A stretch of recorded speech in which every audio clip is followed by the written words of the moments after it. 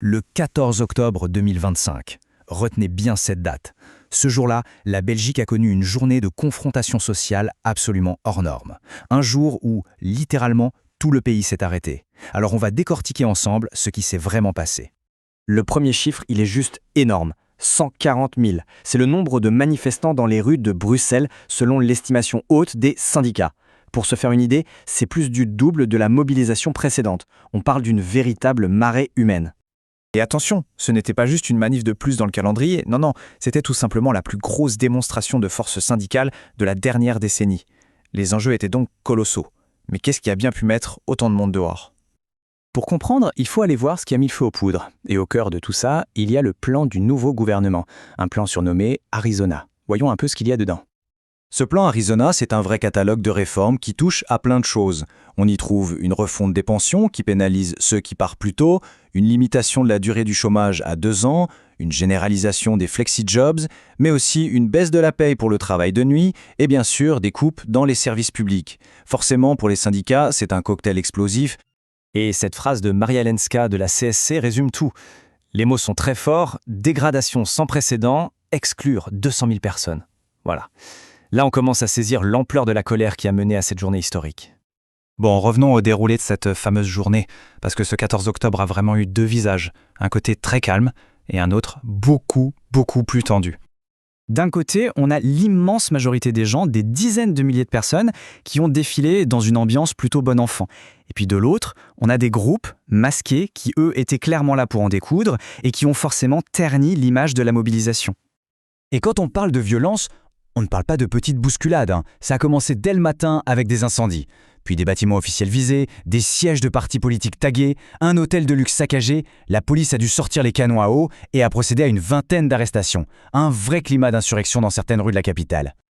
Mais au-delà de Bruxelles, c'est tout le pays qui a senti l'impact de cette grève. Et évidemment, le monde politique a très vite réagi. La paralysie était totale.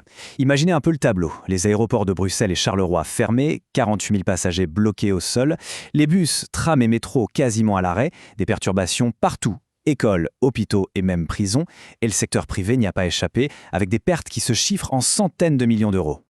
Et politiquement, eh bien, c'est un peu un dialogue de sourds. Côté gouvernement, le Premier ministre reste muet, une autre ministre condamne les violences. En face, les syndicats savourent leur succès et promettent de recommencer.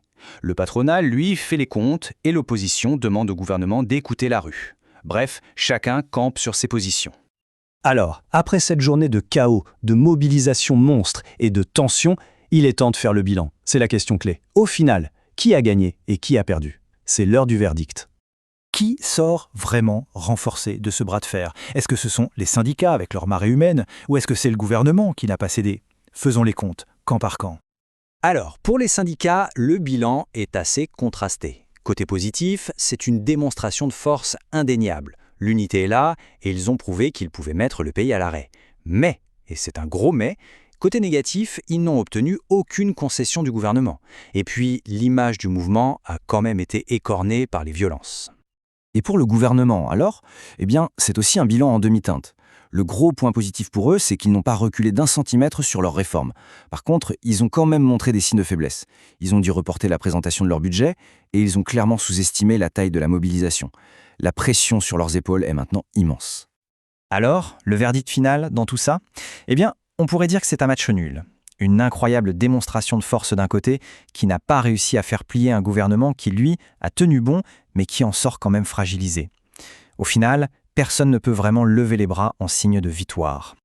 Et c'est peut-être ça la leçon la plus importante de cette journée.